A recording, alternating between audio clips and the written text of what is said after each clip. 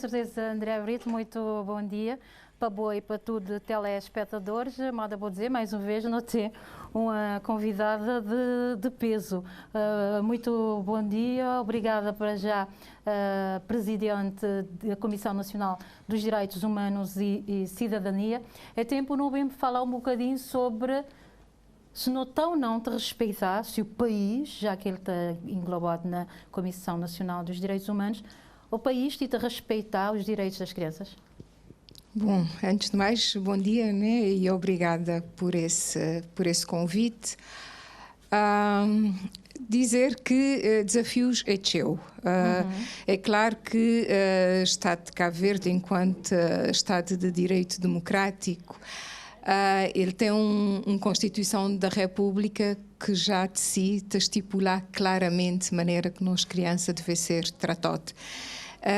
Também nós estamos parte de vários instrumentos internacionais de direitos humanos, internacionais e regionais, que te dizem nós claramente quais é que são os princípios que têm que estar sempre presentes, tratando-se da situação de crianças e adolescentes. Não tem vindo a fazer teu, mas o desafio ainda é teu. Sobretudo em algumas dimensões que me acredita que hoje não te também falar sobre isso, criar um sistema de proteção que efetivamente te garantir todos os direitos da criança. Não é tarefa fácil para nenhum Estado, sobretudo agora em pleno tempo de pandemia. De pandemia, exatamente. E não te falar de um sistema que tem envolver Estado e ali, sobretudo, o governo tem um papel fundamental. Não te falar ali de sociedade, que tem também um papel extremamente importante, e também da própria família.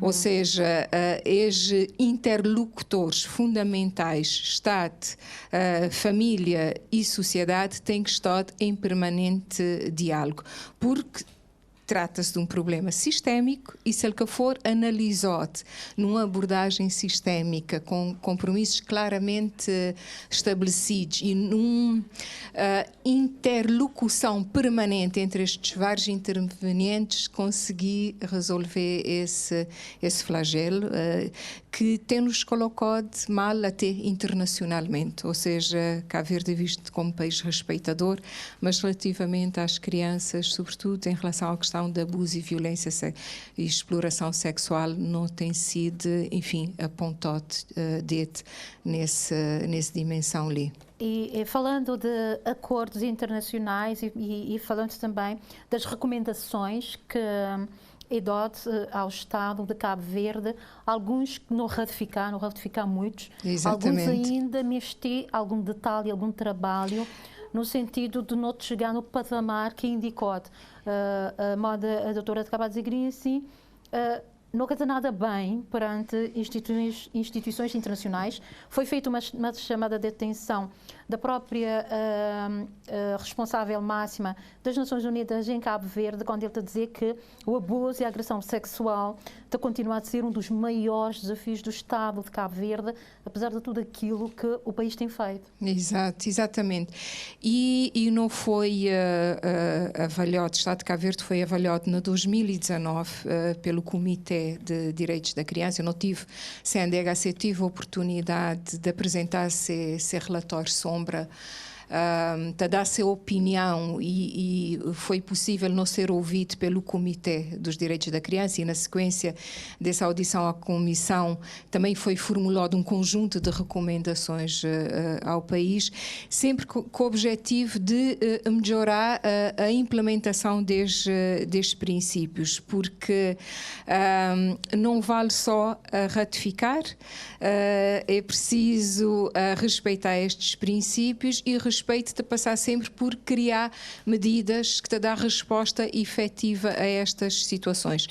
E as respostas têm surgido em formato de várias medidas, entre as quais medidas políticas, e ali não tem tido vários planos, e foi agora recentemente aprovado mais um plano, não é, de prevenção e combate à violência sexual contra menores.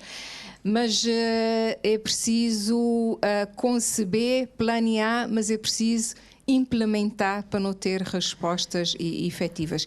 E as respostas efetivas é que não tem alguma dificuldade e o Comitê de Direitos da Criança tem insistido muito neste sentido. A implementação de projetos tem sido com certeza um dos maiores desafios de Cabo Verde, sobretudo nessa matéria, que é a matéria de proteção. Há muitos acordos, há estudos, há várias indicações, mas nós não continuamos a pecar exatamente na implementação destes projetos. E o país continua a sofrer e a criança está continuando a sofrer também nesse sentido. Sem dúvida, exatamente por causa daquele aspecto que me dizer que trabalhar uma dimensão de uma forma sistémica ela não é fácil, porque ele está a obrigar, mesmo ao nível das várias políticas públicas, eles têm que dialogar entre si. Muitas vezes a gente põe a dimensão ali apenas na responsabilidade do Ministério de Família e Inclusão Social e, nomeadamente, no ICA, no Instituto Cabo-Verdiano da Criança e do Adolescente, mas para planos dessa natureza ali, dele ter um efeito real e efetivo, aquilo que não crê, tudo que os outros ministérios têm que estar devidamente implicado. Ou seja, não te falar ali de necessidade de não ter realmente uma abordagem baseada e aí não é só direitos das crianças, direitos humanos das crianças, direitos humanos das crianças. Ou seja, vai para além dos direitos que estão consagrados na Constituição da República. E obrigar os vários intervenientes a dialogar permanentemente, a ter uma postura de colaboração efetiva, independentemente de responsabilidades diferentes de acordo com as áreas de intervenção de cada um, não é fácil. Portanto, a intersetorialidade, portanto, é um grande desafio.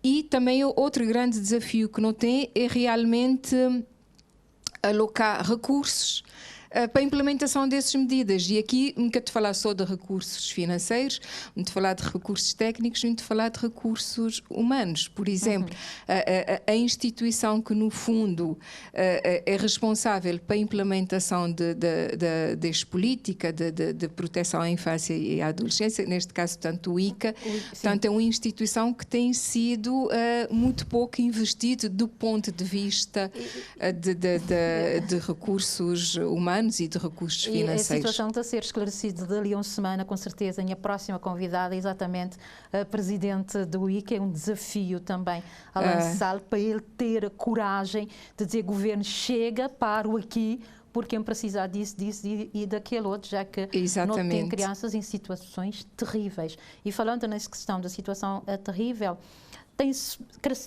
sacrificado muito a própria justiça em relação a toda forma que foi feito, foi preparado para que crianças tenham um atendimento, quando está a ser abusado sexualmente, para ter um atendimento rápido, célere, mas na prática isto não acontece. No papel está muito bonito, mas na prática isto não acontece.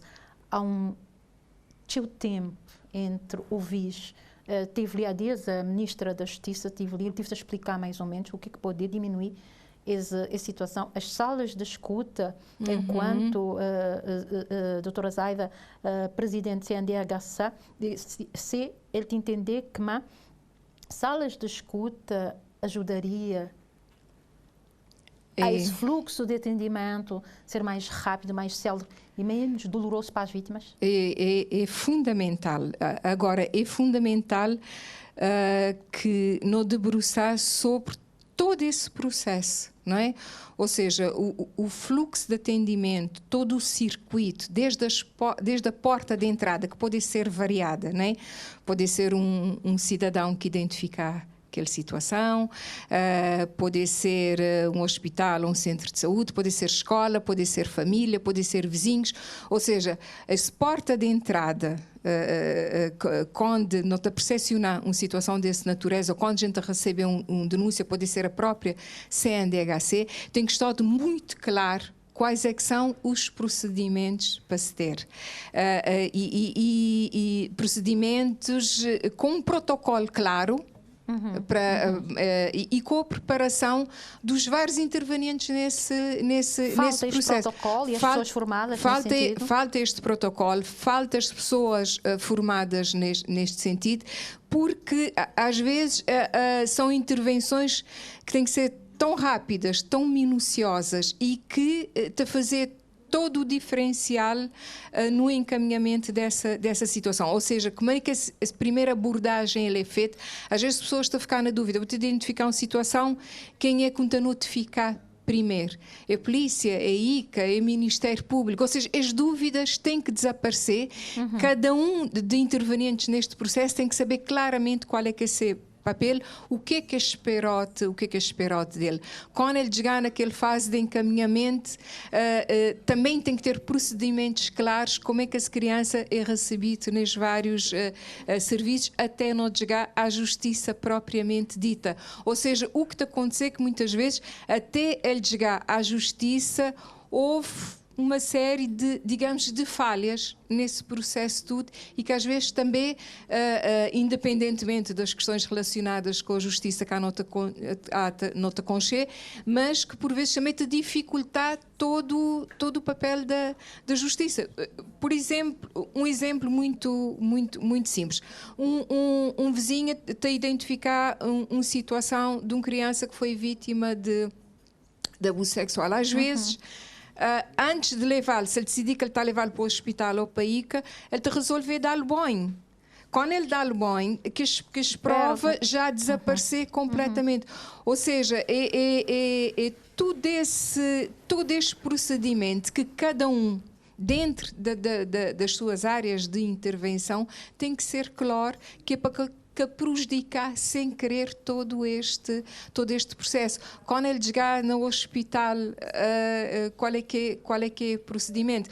Por exemplo, tem alguma situação, se for feito análises clínicas rapidamente para identificar situações, por exemplo, de doenças sexualmente transmissíveis, pode ser feito um procedimento imediato e evitar que aquele menino venha ser portador daquela doença por mais tempo e às vezes com sequelas muito complicadas.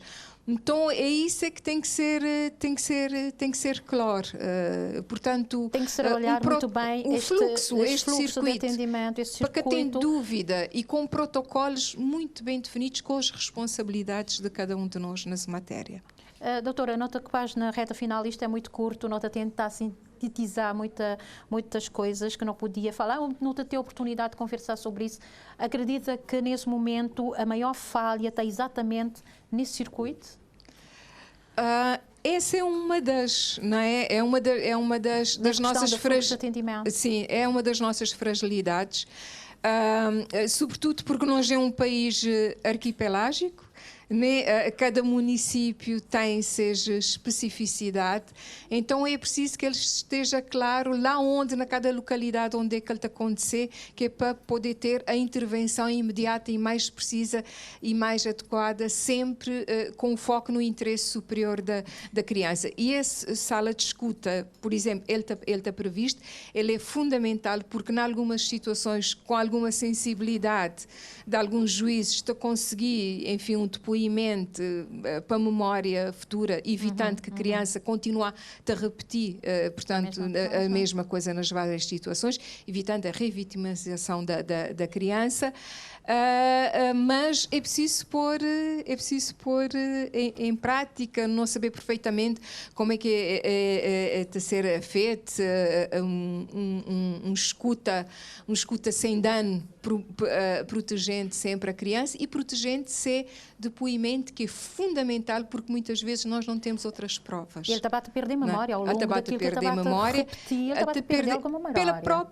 proteção. Ou também lembrar alguma coisa. São os não é? mecanismos de proteção da criança. Pois. Ele tem um momento ideal que ele quer falar, ou que ele está disponível para falar sobre isso. E aí a intervenção do psicólogo é fundamental para preparar a criança para realmente conseguir relatar o que é que aconteceu. Se não já passar muito tempo, ele depois já quer falar sobre isso. Ele quer esquecer o que é que aconteceu. E não está a perder essa memória que muitas vezes é fundamental.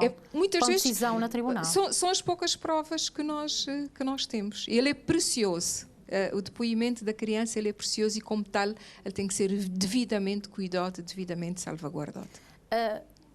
2 recomendações, rapidamente, doutora.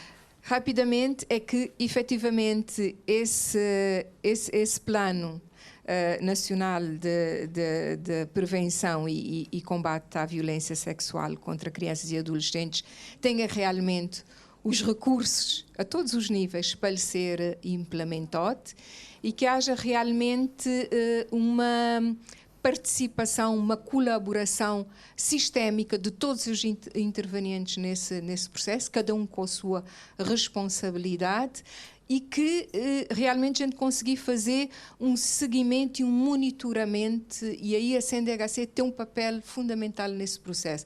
Monitoramento para não garantir que realmente o que está lá, aliás, diga-se de passagem, muito bem feito, muito bem planeado, seja implementado e não esquecendo sempre, tendo a sociedade civil sempre ao lado na implementação e avaliação dessas medidas.